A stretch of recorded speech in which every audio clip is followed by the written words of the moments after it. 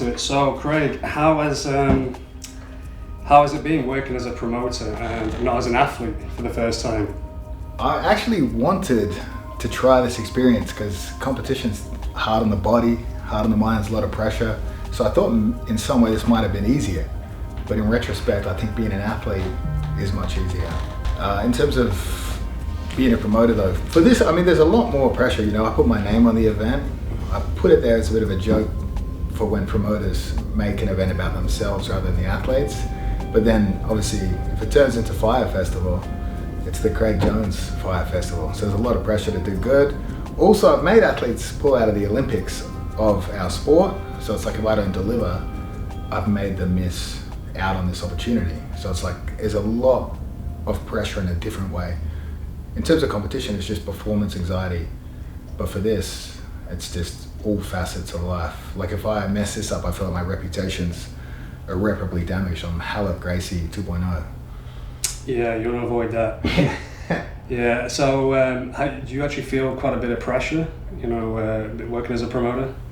A ton of pressure throughout the entire thing. Because obviously it started as a joke and a serious thing. But obviously early days, a lot more fun to see what's going to happen. It was a test. Who will come across, who won't.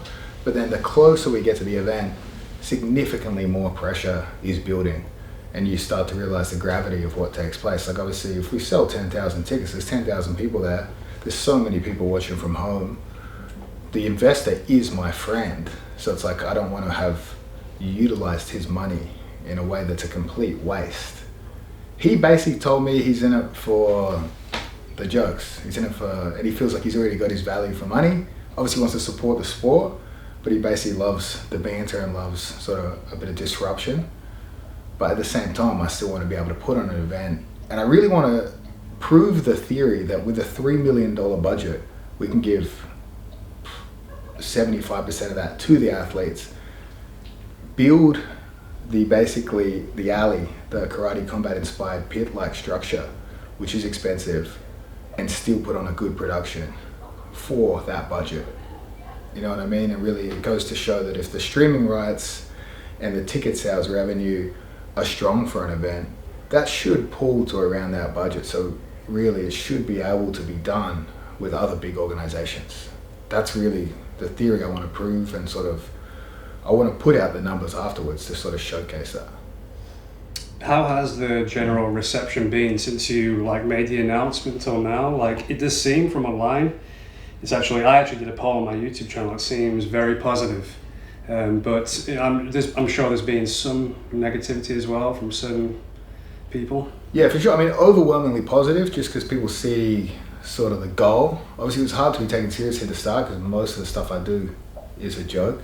But it was hard to be taken seriously at the start. Some people I thought I would have their support, ultimately didn't have their support. But generally speaking, everyone's been supportive. But I will say, basically, anytime I attack someone online, it turns into a witch hunt.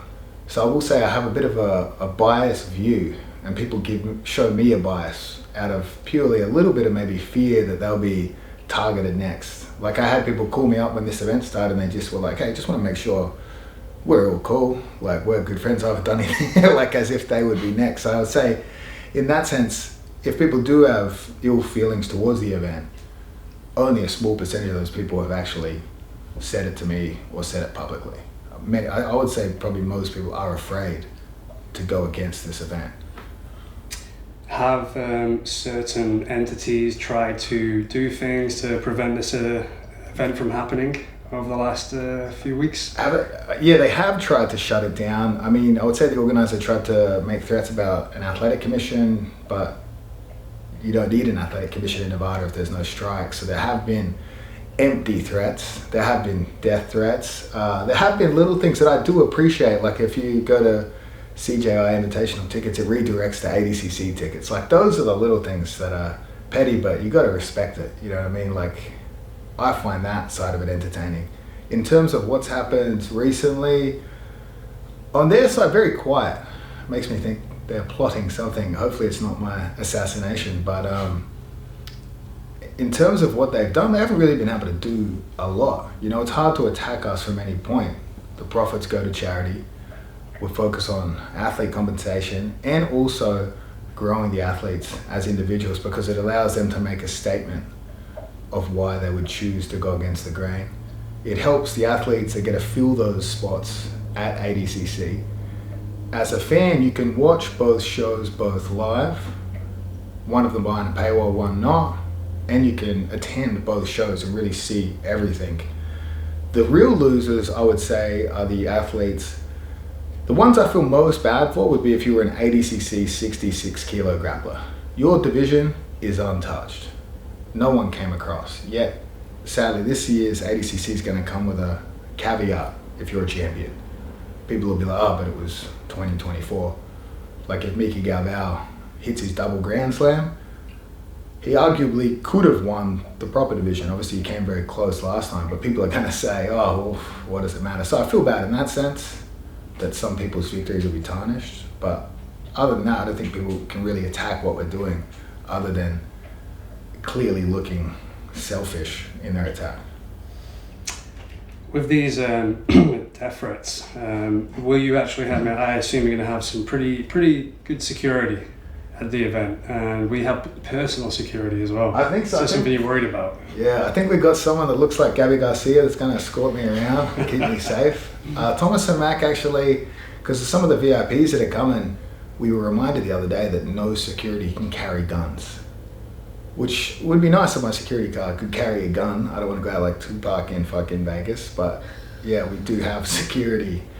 I don't know, some big Samoan guy that seems to do the trick. Hopefully there shouldn't be any issues. Hopefully no one works out where I'm staying.